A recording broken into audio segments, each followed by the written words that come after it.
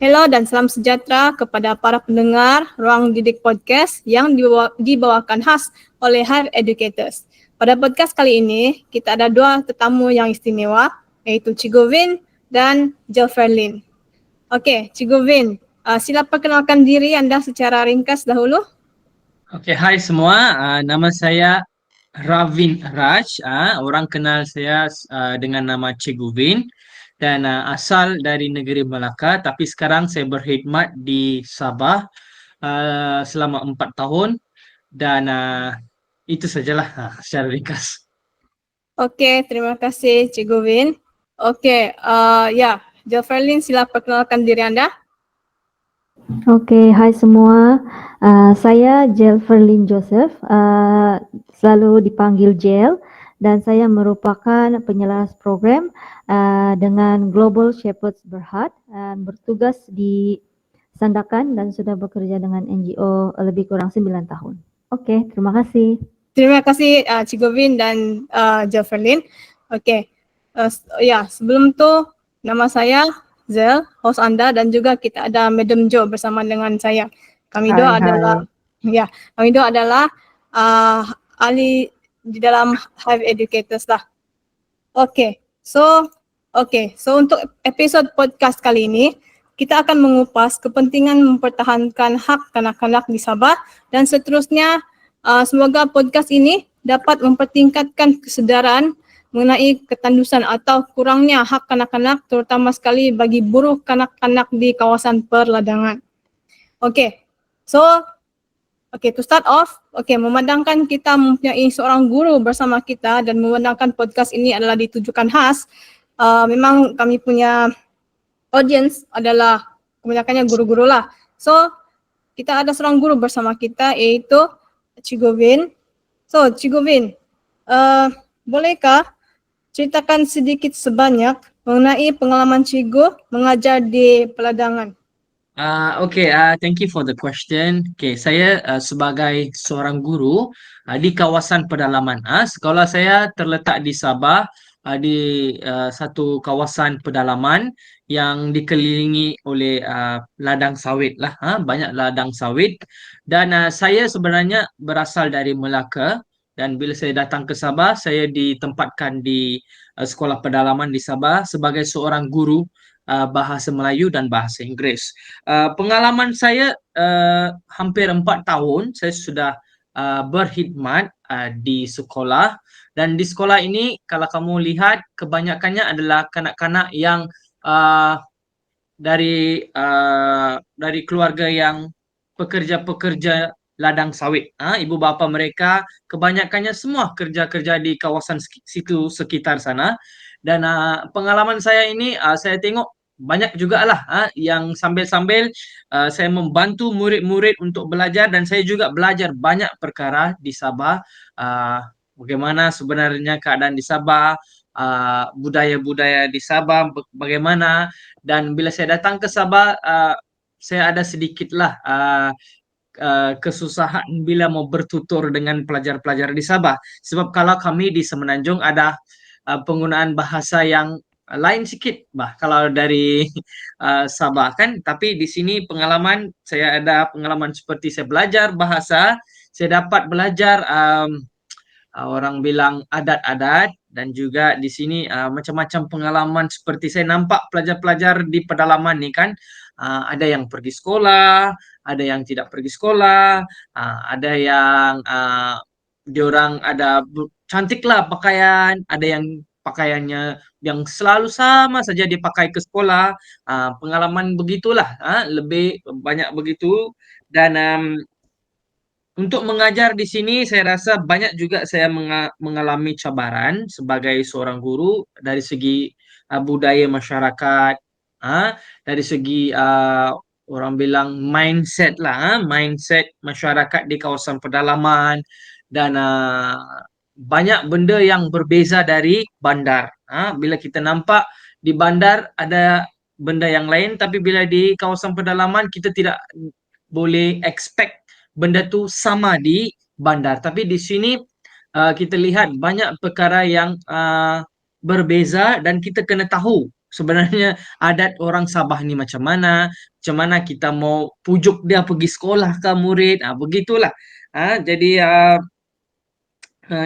itu sajalah buat masa sekarang saya punya pengalaman. The next question, soalan yang seterusnya saya tujukan kepada Zel. Kita ada beberapa soalan sini berkaitan dengan child employment law ataupun dasar pelindungan kanak-kanak. Bolehkah Zel ceritakan sedikit tentang dasar ini, sebab saya rasa ini adalah satu perkara yang perlu guru-guru tahu dan penting untuk menjaga kanak-kanak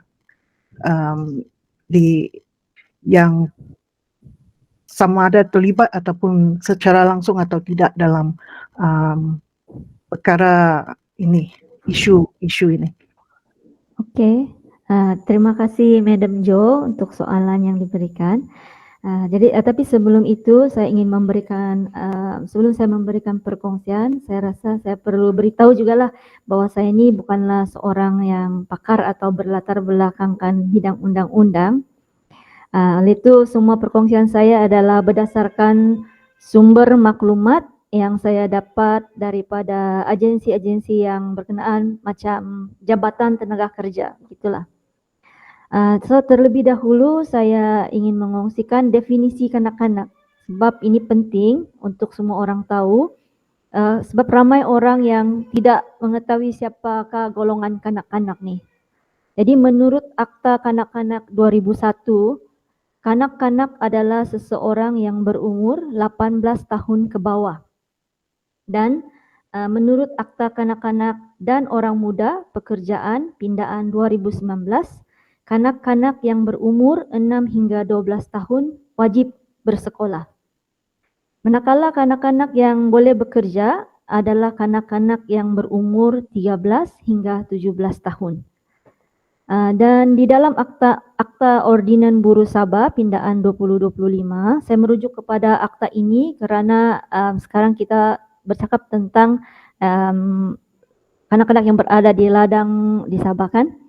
Jadi kanak-kanak yang berumur 13 dan 14 tahun boleh melakukan kerja ringan, tidak boleh bekerja dari pukul 8 malam sampai 7 pagi, tidak boleh melebihi 3 jam berturut-turut tanpa 30 menit rehat, tidak boleh melebihi 6 jam sehari, tidak melebihi 7 jam termasuk waktu bersekolah, dan tidak melebihi 6 hari seminggu. Jadi itu untuk kanak-kanak yang berumur 13 dan 14 tahun lah, mereka boleh bekerja tapi kerja yang ringan sahaja. Manakala bagi kanak-kanak yang berumur 15 hingga 17 tahun pun boleh bekerja juga, tapi ada sedikit perbezaan dengan kanak-kanak yang berumur 13 dan 14 tahun ini. Pada lingkungan umur ini mereka boleh bekerja tetapi kerja yang tidak berbahaya. Kanak-kanak tidak boleh bekerja dari pukul 8 malam hingga 6 pagi, tidak melebihi 4 jam berturut-turut tanpa 30 menit rehat, tidak melebihi 7 jam sehari, tidak melebihi 8 jam sehari termasuk waktu bersekolah, dan tidak melebihi 6 hari seminggu. Jadi semua maklumat ini ada di dalam Akta Ordinan Buruh Sabah lah. Kemudian jadi untuk maklumat lebih lanjut, contohnya tentang jenis pekerjaan yang boleh dilakukan oleh kanak-kanak, gaji minimum bagi kanak-kanak dan orang muda, para pendengar atau guru-guru bolehlah merujuk kepada Akta Ordinan Buruh Sabah Pindaan 2025 atau boleh juga berhubung terus dengan pihak Jabatan Tenaga Kerja lah. Oke, saya rasa itu saja untuk setakat ini. Umur yang terhad adalah 13 hingga 17 tahun. Nah, so bagaimana pula kanak-kanak yang di bawah umur 12 tahun? Maknanya 12 tahun ke bawah. Oke, kalau yang kanak-kanak berumur 12 tahun dan ke bawah tu, kalau mengikut Akta Kanak-kanak dan Orang Muda tadi itu kan, memang tidak dibenarkanlah untuk bekerja, tapi mereka boleh membantu keluarga, contohnya kalau macam yang Cikgu Vin kongsikan tadi itu kan, ibu bapa ada ladang sendiri begitu, tapi anak-anak ini boleh membantu, tapi bukan sebagai pekerja lah, membantu saja. Okay, thank you. Okay, sama-sama. Okey, terima kasih Madam Jo dan Jel. Okey, sekarang saya ingin tujukan soalan yang seterusnya kepada Cikgu Vin. So, Cikgu Vin sudah berkhidmat di sekolah di sekitar perladangan lah, dan tentunya Cikgu Vin ni berinteraksi, directly interacting with the pupils there, the students there and the community there lah. So, dari pengalaman Cikgu Vin lah kan, apakah hak yang Cikgu rasa dari perspektif seorang guru yang sentiasa berinteraksi dengan kanak-kanak di sekitar sana, apakah hak-hak yang kurang diberikan kepada kanak-kanak di lapangan ini? Okey, untuk berkenaan dengan soalan tersebut, saya juga ingin memberitahu untuk kanak-kanak ni kita ada perkara penting yang kita perlu tahu, ada beberapa hak yang kita perlu ambil tahu, iaitu mengikut konvensyen hak kanak-kanak terdapat 4 hak utama, iaitu yang pertama hak kehidupan, yang kedua hak perkembangan, ketiga hak perlindungan dan juga keempat adalah hak penyertaan. Jadi 4 hak ini adalah tunjang kepada kanak-kanak itu mendapat haknya. Jadi kalau dari segi pandangan saya sebagai seorang guru, sebab saya berkhidmat di kawasan ladang sawit, dan apa yang berlaku di kawasan sekolah ini, kebiasaannya kanak-kanak itu tidak pergi ke sekolah, tidak belajar ataupun mereka tidak pergi mendapatkan pendidikan awal mereka, atas sebab ada beberapa faktor yang mungkin ada, tetapi yang dikongsikan oleh pelajar ataupun oleh ibu bapa kebiasaannya adalah faktor kemiskinan. Mereka tidak dapat hantar anak mereka pergi ke sekolah atas faktor kemiskinan, ataupun ada juga faktor orang bilang jarak sekolah itu dan rumah mereka sangat jauh. Jadi itu adalah antara faktor yang selalu dibagi tahu kepada saya sebagai seorang guru. Dekat sini, hak yang saya rasa di ladang-ladang seperti ini sebagai seorang guru, apa yang saya nampak kekurangannya ialah dari segi hak perkembangan seorang kanak-kanak.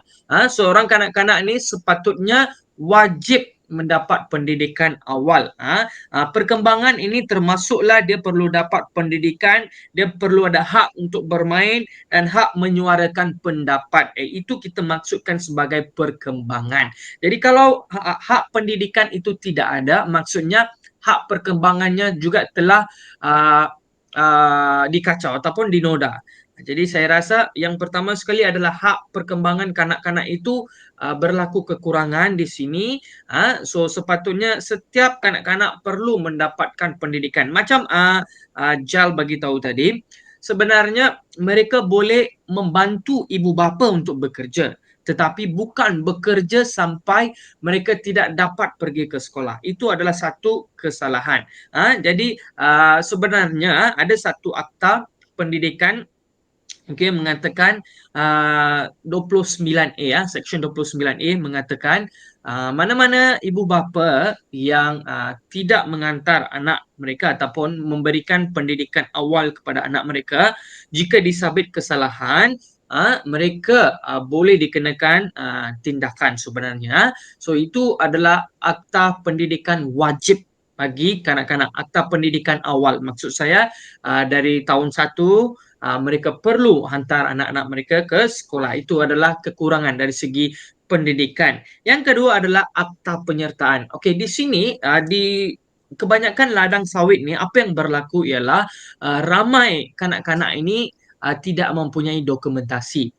Itu adalah salah satu faktor seterusnya, iaitu tidak mempunyai dokumentasi. Mungkin salah satu faktornya mereka lambat ambil sijil lahir ataupun disebabkan anak itu tidak lahir dengan orang bilang mereka tidak kahwin secara sah. Jadi bila anak itu lahir tidak ada sijil lahir, maka anak itu tidak boleh belajar di sekolah. Ini antara faktor. Anak-anak itu tidak dapat pergi belajar dan dia juga tidak boleh menyertai mana-mana acara ataupun budaya, program-program budaya atau kehidupan sosial seperti orang lain, tidak boleh menyertai banyak perkara atas sebab kanak-kanak itu tidak mempunyai CJ lahir ataupun dokumentasi. Jadi saya rasa hak yang kedua yang saya ingin sampaikan, yaitu yang kekurangan di sini, ialah hak penyertaan. Jadi saya rasa kanak-kanak perlu diberi peluang untuk menyertai segala aktiviti-aktiviti seperti orang-orang yang lain biasa. Maksud saya kanak-kanak lain, mereka perlu mendapat hak untuk menyertai program-program. Jadi ini dua hak yang saya ingin sampaikan, yaitu hak perkembangan kanak-kanak dan juga hak penyertaan kanak-kanak perlu ditingkatkan supaya kanak-kanak itu kita sebut kemenjadian seorang kanak-kanak itu bagus dan tidak mengacau kemenjadian seseorang kanak-kanak itu. Yeah, that's all. Oke, terima kasih Cik Govin.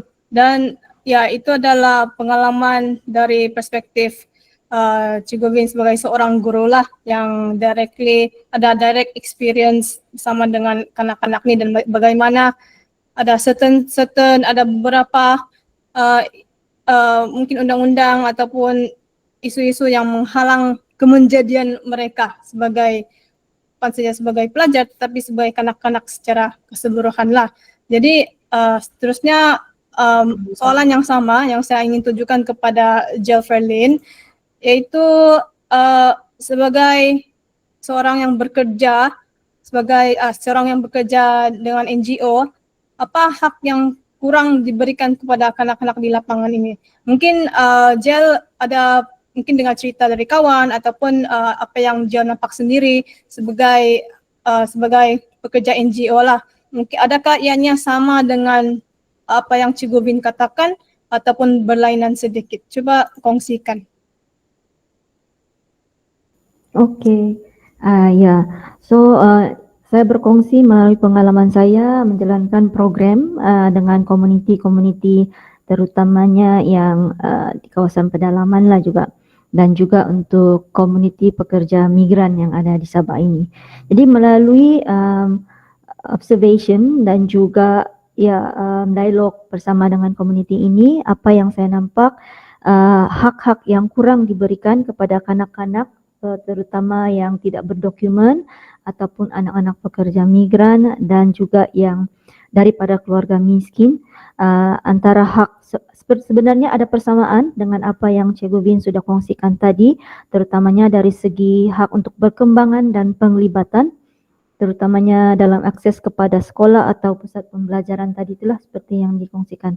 Dan saya ingin tambah ada juga cabaran di dalam mendapatkan hak untuk perlindungan dari segi akses kepada perkhidmatan undang-undang atau penguatkuasaan, terutama bagi mangsa keganasan, penderaan ataupun eksploitasi. Jadi macam yang sama juga Cik Govin katakan, kerana tidak berdokumen, itu juga menghalang atau membuatkan keluarga takut untuk membawa sesuatu isu atau kes itu kepada pihak berkuasa untuk mendapatkan bantuan ataupun pertolongan. Kemudian hak yang ketiga adalah hak untuk kehidupan dari segi akses kepada perkhidmatan kesihatan seperti hospital, klinik, farmasi, contohnya untuk vaksinasi. Jadi ini juga yang sangat jelas yang tidak diperolehi oleh kanak-kanak lah yang terutama yang berada di pedalaman. Salah satu faktor utama adalah kerana lokasi tempat tinggal ataupun tempat bekerja ibu bapa yang jauh atau berada di kawasan pedalaman lah. So mereka tidak dapat akses kepada perkhidmatan-perkhidmatan yang ada kerana kos yang tinggi dan juga tidak ada kenderaan ataupun kurang kenderaan untuk dapat membawa mereka mendapatkan perkhidmatan-perkhidmatan yang ada ini. So ya, itu saja dari saya. Thank you, Zel. which leads us to this program yang dipanggil Tuai Cerita. So saya ingin menanya Cikgu Vin, bagaimana Cikgu Vin mendengar tentang mengetahui tentang program ini dan apa yang menarik Cikgu Vin untuk menyertai program Tuai Cerita, dan bagaimana program ini dapat mengubah perspektif Cikgu. Berkenaan dengan Tuai Cerita, program Tuai Cerita, sebenarnya ia diperkenalkan oleh salah seorang sahabat saya dari projek Liber 8, iaitu Melissa. Beliau yang memperkenalkan kepada saya tentang program Tuai Cerita. Okey, program Tuai Cerita pada mulanya saya tidak berapa tahu apa itu program Tuai Cerita. Kemudian saya dibagi tahu dan diceritakan kepada saya tentang apa itu program Tuai Cerita dan apa motifnya dan apa yang kita mau lakukan. Sebenarnya saya minat untuk melakukan sesuatu kepada komuniti. Sebab saya ini seorang guru, memang tugas saya adalah mendidik anak murid, tapi bukan semata-mata hanya untuk mendidik, tetapi saya juga rasa saya sangat bertanggungjawab untuk melakukan sesuatu kepada komuniti. Jadi kebetulan program Tuai Cerita ini pun mereka ada bagi tahu mereka sedang membincangkan ataupun membawa program kesedaran untuk mengetahui tentang hak kanak-kanak ataupun menceritakan tentang buruh kanak-kanak, especially di Sabah lah. Jadi bila saya dengar tentang perkara itu, saya rasa sangat teruja sebab ada juga orang yang ingin menyuarakan tentang hak kanak-kanak. Jadi program Tuai Cerita ini saya rasa saya sangat bersyukur sebab saya selalu mau memberikan sesuatu kepada komuniti.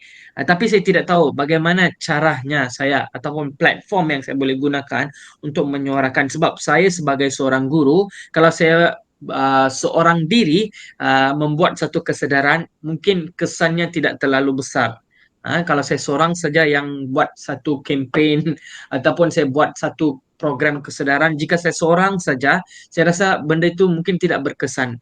Apabila ada NGO ataupun para sahabat-sahabat yang mereka bersatu dan bila ada macam program Tuai Cerita seperti ini, ramai lagi NGO yang bergabung, dan saya rasa ini adalah satu platform yang kita boleh gunakan untuk membuat sesuatu yang dengan lebih besar. Saya percaya dengan program Tuai Cerita ini kita dapat membawa impak yang besar dalam topik kita kali ini, iaitu tentang hak kanak-kanak. Dan sebab itu saya rasa Tuai Cerita ini satu program yang sangat bermanfaat, dan saya menyertai program Tuai Cerita ini untuk membawa impak yang besar dalam komuniti, dan ini adalah satu usaha yang saya rasa sangat bagus yang diambil oleh projek Liber 8 untuk mengendali program Tuai Cerita. That's all. Okey, terima kasih Cikgu Win. Okey, sangat menariklah perkongsian Cikgu Win tadi, iaitu yang saya dapat tangkap kan, iaitu Cikgu Win ingin melakukan sesuatu untuk komuniti, dan saya rasa itu adalah kita sebagai guru, sebagai pendidik, bukan sahaja mengajar di kelas, tapi juga untuk we want to contribute something, right? So apabila Cikgu Win mengikuti program Tuai Cerita ini, rasanya itu adalah salah satu cara untuk kita contribute to the whole wide society, especially berkenaan dengan hak kanak-kanak inilah.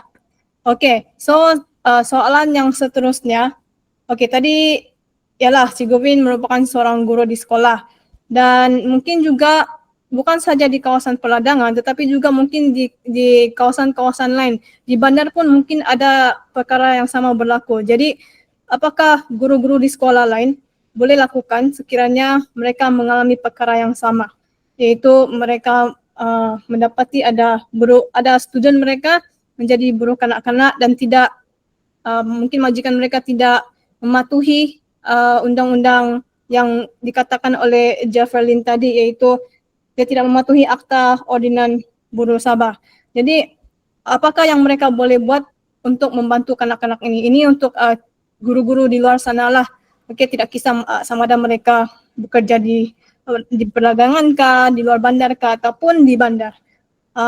Mungkin ini soalan ni untuk Cik Govin dan juga Jafferlin, tapi Cik Govin mungkin ikut pengalaman cikgu, boleh kongsikan sedikit kah macam mana guru-guru lain boleh membantu? Right, okay. Untuk soalan ini, sekiranya ini saya tujukan kepada rakan-rakan guru yang di luar maupun di kawasan bandar ataupun di luar kawasan bandar ataupun baru dapat posting di kawasan-kawasan yang luar bandar seperti ini kan. Jika kamu mengalami pengalaman seperti ini, iaitu kamu nampak ada kanak-kanak yang tidak pergi sekolah ataupun dia dipaksa menjadi buruh pada umur yang perlu pergi sekolah, dia pergi ke tempat bekerja ataupun dia kerap bercuti. Dia kerap cuti, tidak pergi ke sekolah atas sebab dia bekerja di luar. Ataupun mungkin kamu akan dengar alasannya dia membantu ibu bapanya yang miskin untuk mengurangkan beban ibu bapa mereka, dia pergi ke tempat kerjalah membantu atau bekerja. Okey, kalau ada guru-guru yang mengalami pengalaman seperti itu, saya pun pernah mengalami situasi-situasi seperti itu. Yang pertama sekali, cikgu-cikgu jangan quick to a judgment. Jangan terlalu gopoh dalam membuat keputusan dan mengatakan, oh, ini perlu mengambil tindakan yang tegas dan gantung pelajar itu ataupun buang sekolah. Kalau langsung tidak pergi sekolah, jangan bagi dia masuk sekolah lagi. Bukan. Kita sebagai seorang guru, kita perlu ada sifat prihatin. Kita perlu prihatin terhadap kanak-kanak yang di luar. Kita tidak tahu apa yang sedang mereka lalui. Jadi, kalau ada guru-guru yang nampak kanak-kanak itu bekerja atau tidak pergi sekolah, yang pertama sekali, guru-guru tolong kamu tanya kepada keluarga tersebut apa yang sedang berlaku sebenarnya. Jangan terus kamu nampak dia pergi kerja, kita terus bagi tahu kepada pihak-pihak yang tertentu ataupun mengambil tindakan yang tegas. Tidak, kita perlu berjumpa dahulu dengan keluarga tersebut dan perlu tanya apa sebab kanak-kanak itu tidak dapat pergi ke sekolah ataupun tidak dapat didaftar ke sekolah. Itu yang pertama sekali kita perlu buat sebagai guru.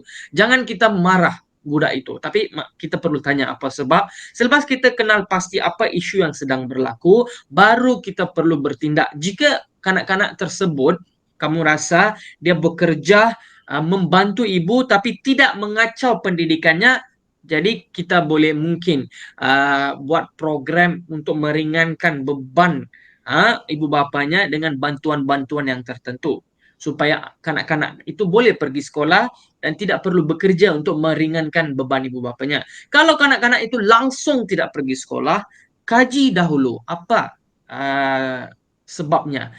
Itu sebab kita perlu ada satu program yang kami di sekolah lakukan, iaitu namanya Jelajah Kasih. Kami akan pergi mana-mana rumah di kawasan sekitar ladang tersebut yang ada kanak-kanak sepatutnya pergi sekolah tapi tidak pergi sekolah. Jadi kami akan pergi setiap rumah dan kami akan bawalah sedikit buah tangan ataupun hamper ke barang keperluan rumah. Sambil-sambil itu kita bertanya, kenapa anak kamu tidak pergi sekolah?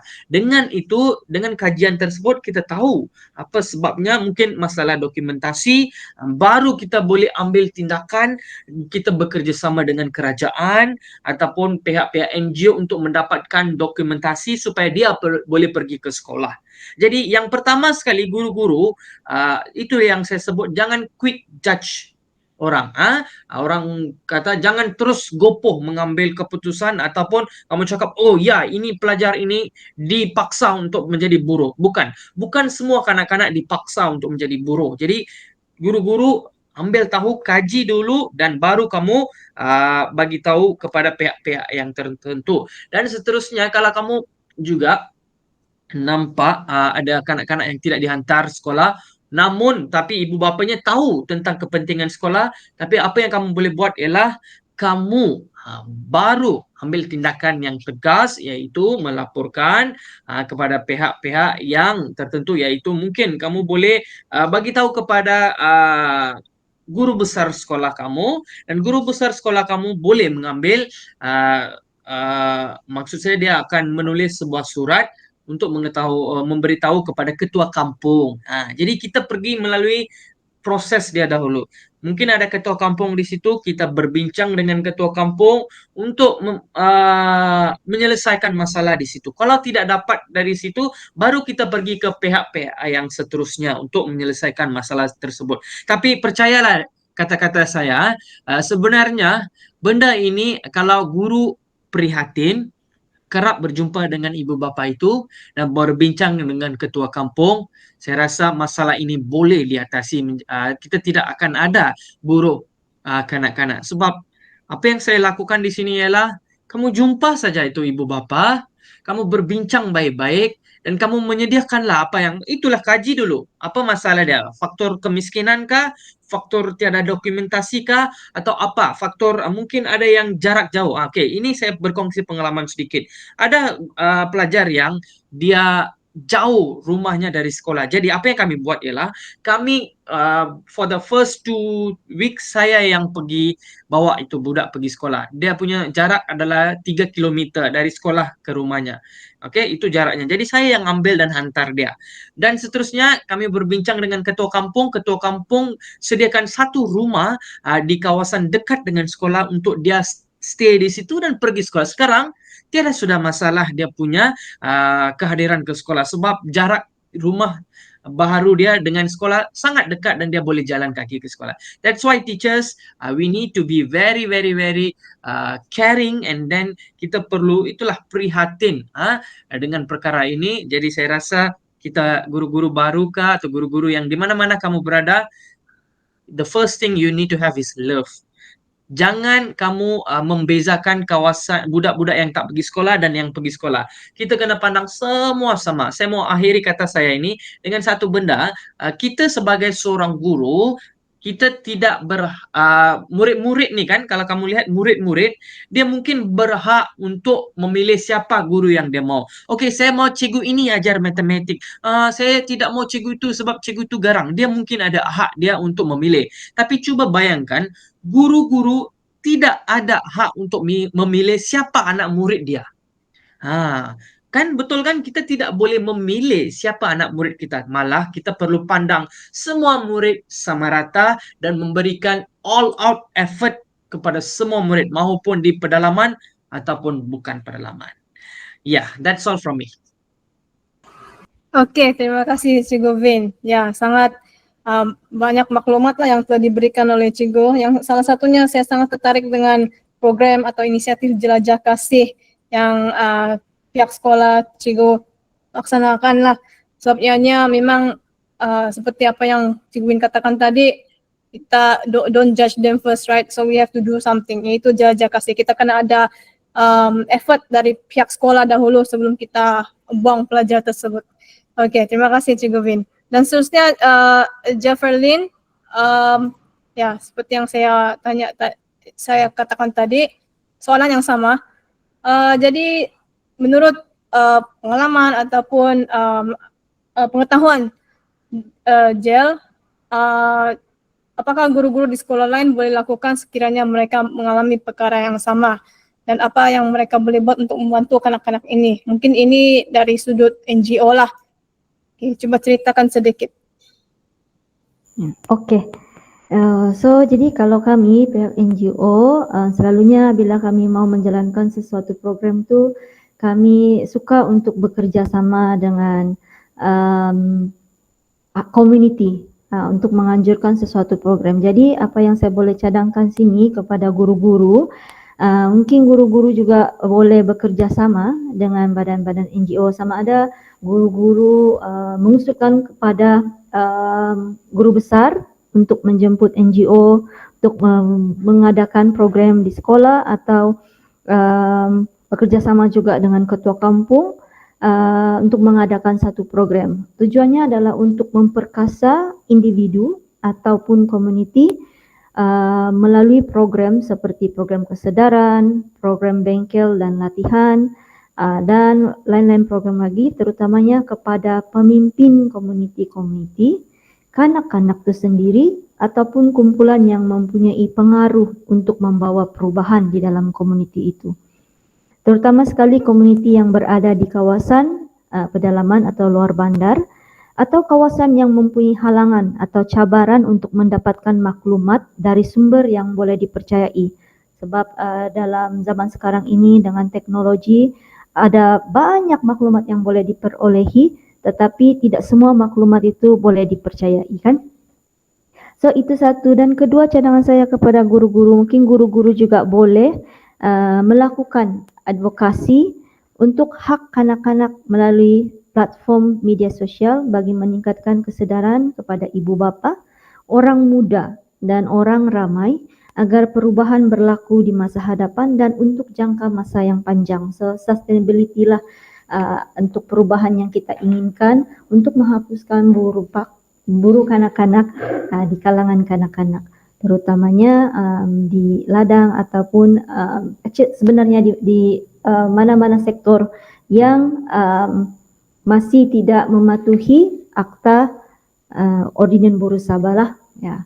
Saya rasa itu saja, dan saya juga ingin menyokong apa yang sudah dicadangkan oleh Cikgu Vin tadi tentang mengambil tindakan untuk melaporkan.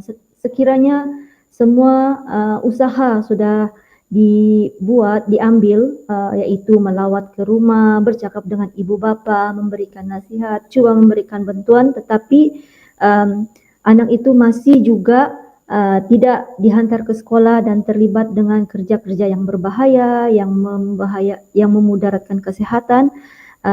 Kami dari pihak NGO memang menggalakkan supaya guru-guru menjadi pemerhati yang aktif dan melaporkan kepada pihak yang berkenaan ataupun pihak berkuasa, kerana pihak berkuasa ni tidak juga dia terus-terus tangkap atau memberi denda kepada ibu bapa contohnya atau kepada majikan. Selalunya pihak penguasa akan buat siasatan dulu sebelum mengambil atau membuat apa-apa keputusan lah. Jadi dan sekiranya apabila guru-guru melapor, ini akan menjadi sumber data kepada agensi-agensi lah, kerana data ini penting sebab dia sahih dan akan dapat membantu dalam memperbaiki sistem dan polisi atau undang-undang untuk kanak-kanak di negara kita lah. Okey, itu saja dari saya. Okey, terima kasih Jefferlyn atas maklumat yang dikongsikan. Ya, jadi apa yang saya dapatkan tadi adalah pihak sekolah pun perlu bekerjasama juga dengan NGO, ya, sebab mereka pun boleh membantu pihak sekolah untuk isu-isu seperti inilah. Dan itu saja soalan-soalan yang telah dilontarkan kepada tetamu kita untuk hari ini. Dan sebelum tu, Madam Jo, do you have anything else to ask or say? Actually adalah cuma saya nak setujulah dengan Cikgu Vin tentang this kind of issue, sebab kita tidak boleh lakukan kerja ini seorang. It's highly impossible to do this alone. So that saya sangat setuju penglibatan things like this. Normally kita kerjasama dengan unit counselling, guru besar, guru disiplin dan semuanya. Saya rasa dengan kerjasama guru-guru ini yang memang is their core business, in school, untuk mengenal pasti murid yang tidak hadir ke sekolah, kenapa mereka tidak datang ke sekolah, apakah isu mereka di rumah. Memang it takes a team to solve this kind of problem lah. That I agree lah. Thank you for your information and all this lah. Okay, ya. Thank you Madam Jo. Kepada para pendengar di luar sana, kami berharap kamu dapat banyak maklumat yang berguna lah mengenai hak anak-anak, dan juga kepada guru-guru di luar sana seperti yang Cikgu Vin katakan tadi, the first thing we need to have is love. No, don't judge them first. Ya. So sekali lagi saya ingin kami di pihak Hive Educators ingin mengucapkan terima kasih kepada Jefferlin dan juga Cikgu Vin karena sudi menghadiri podcast ini dan mengungsikan pengalaman dan juga pengetahuan mereka tentang hak-hak anak-anak. Yeah, so we thank you once again. So do you have anything else to say, Cikgu Vin, and maybe Jefferlin? Thank you so much for this opportunity. Saya ingin mengucapkan terima kasih kepada Hive Educator dan dua pengacara kita pada hari ini. Saya sangat selesa dan juga sangat gembira dapat bekerja sama dengan Hive Educators dalam podcast kali inilah. Dan saya berharap apa yang kita kongsikan dapat memberi manfaat kepada para pendengar di sana. Ya, saya juga mau ucapkan terima kasih kepada Hive Educators kerana menjemput saya untuk menyertai podcast pada kali ini. Saya berasa gembira dan teruja sebenarnya dapat melibatkan diri di dalam usaha ini untuk memberikan kesedaran tentang atau meningkatkan kesedaran tentang hak anak-anak. Semoga segala usaha ini akan memberikan impak yang baik dan seterusnya mencapai matlamat yang ingin dicapai lah. Sekali lagi terima kasih.